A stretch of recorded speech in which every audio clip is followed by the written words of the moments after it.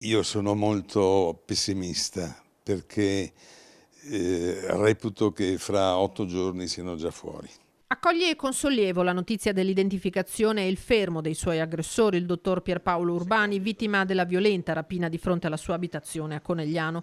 Malgrado questo, l'ex primario di psichiatria dell'ospedale di Vittorio Veneto guarda al dopo con amarezza e disillusione, temendo che i due non saranno adeguatamente puniti.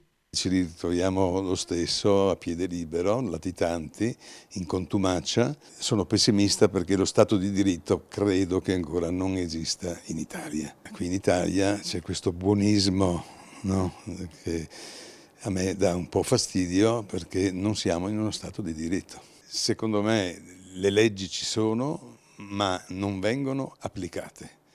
C'è tutto quello che si vuole, però, ripeto, fra il buonismo, fra poverino, tento qua, tento là, io sono sicuro che fra 8 giorni posso rincontrarli per la strada.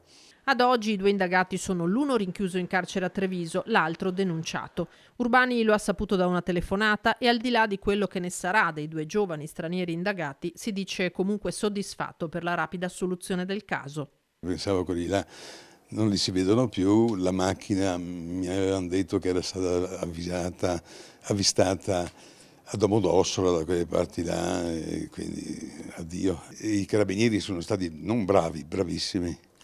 Ecco, perché nel riconoscerli nella fotosegnaletica e nell'agire loro, non avrei scommesso, ripeto, l'unghia di un dito sinistro che sarebbero stati presi in tempi così celeri, così rapidi.